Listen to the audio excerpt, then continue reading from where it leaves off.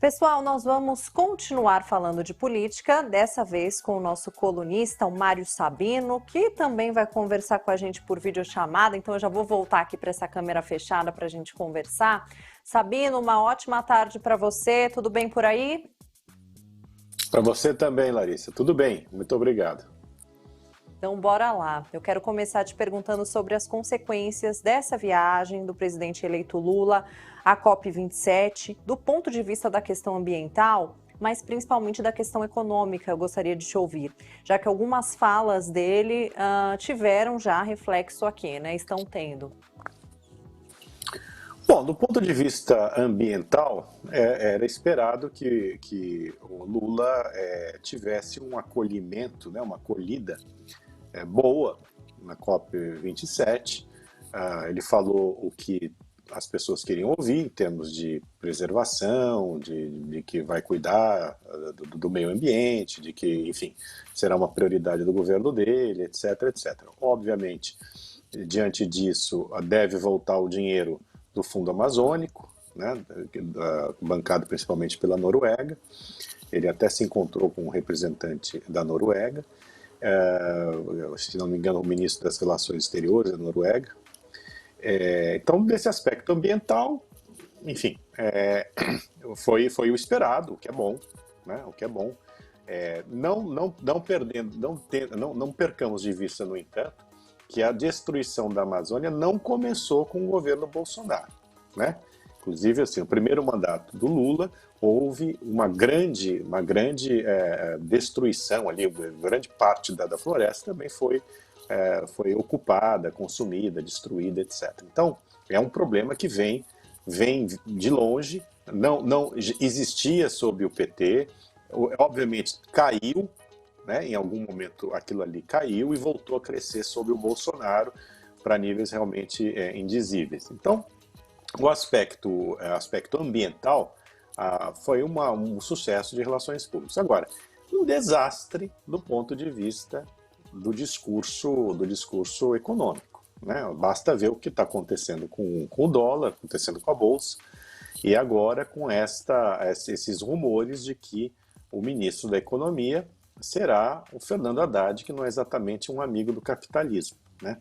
Então, eu acho assim, seria fundamental que o presidente Lula anunciasse logo o nome do seu ministro da Economia, né? E que esse nome fosse um nome técnico e não um nome político, ou um nome político que pudesse aglutinar economistas responsáveis, que sabem que a responsabilidade fiscal é um pilar da economia, e que quem sofre com a irresponsabilidade fiscal que causa inflação, na verdade, é o cidadão mais pobre.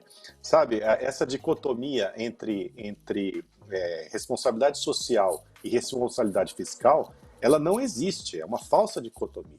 A responsabilidade fiscal, ela é também responsabilidade social, justamente por isso, porque a irresponsabilidade fiscal causa inflação e causa falta de investimentos, falta de confiança na economia brasileira. Então, com falta de investimento, tem menos emprego, né? A inflação também aumenta.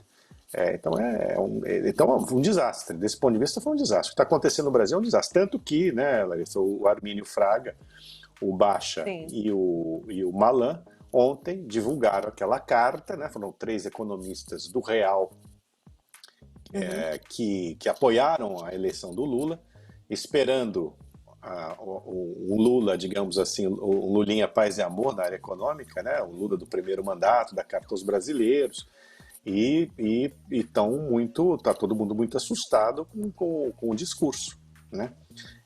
Com a PEC da transição, que é um É isso escândalo. sobre a gente vai falar agora, inclusive, viu, Sabino?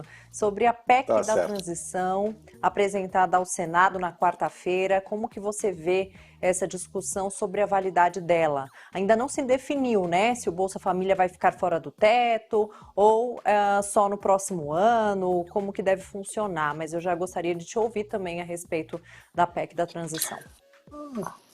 Larissa, é um completo absurdo. É um completo absurdo você achar que você pode ter um gasto de duas centenas de bilhões de reais fora do teto de gastos. É um negócio. Eu não estou entendendo de onde eles vão tirar o dinheiro, né? Porque assim, ou vai ter que aumentar a arrecadação, que significa aumento de impostos, mas a carga de impostos da economia brasileira já é alta, é coisa de 34%, né? Vão escorchar mais os brasileiros com impostos? Não tem. Ou vão o quê? Reduzir as reservas internacionais para compensar o déficit orçamentário? Porque essa é a outra maneira, né? Ou você aumenta a carga tributária, ou você reduz as reservas internacionais, pega dinheiro das suas reservas internacionais, certo? Ou você toma emprestado do setor privado. E para isso, como é um país cujo risco começa a ficar muito grande, né, vai ter que pagar mais juros. Tudo isso causa inflação, além de não resolver o problema. Então, se for permanente, então a crise será permanente, né? O que eu estou vendo assim para se contrapor, né, ao bom senso que está sendo dito, expresso pelos economistas, pelas pessoas que sabem que a responsabilidade fiscal é importante. Aí estão falando, não, mas no governo Bolsonaro, né, o buraco foi todos os anos chegou a 750 bi. Bom, eu quero entender o seguinte: 2 erros fazem um acerto? É assim? É porque se errou lá atrás, porque teve pandemia, porque teve a questão eleitoreira, distribuição farta de dinheiro, a gente vai continuar errando. E tudo bem. Não faz sentido, Larissa. Eu usei aqui neste programa aquela imagem do cidadão que tem 2 cartões de crédito. Sim. E está gastando mais do que ganha, certo? Então ele para de gastar num cartão, mas começa a gastar no outro. O que é isso? Ele é furar o teto de gastos, é usar o segundo cartão. Só que o dinheiro é o mesmo. Uhum. Então eu sinceramente, eu não sei nem mais o que dizer, Larissa, porque assim, é tão absurdo, né? É tão absurdo. Afora que o valor, né? Valor R$600. Da onde eles tiraram? Também já perguntei aqui. Da onde eles tiraram que tem que ser R$600? Né? E ainda dando 150 por filho menor. É espantoso. Eu volto a dizer, ninguém acho que tem que dar, que as pessoas têm que ser assistidas, né? Mas é importante entender que dimensão é essa, até porque o cálculo de um Bolsa Família aí era alguma coisa em torno de 54 bi. E já pulou para 175, agora está em 200, porque estão enfiando um monte de coisa lá fora do teto de gastos. É uma completa responsabilidade, agora, Larissa. Completa responsabilidade. Sim, Sabino, sim. Agora, hoje, o ex-ministro das Comunicações, o Paulo Bernardo, disse que a revogação da privatização dos Correios deve ser prioridade do novo governo. E aí eu gostaria também de te ouvir quais as consequências de uma medida como esta.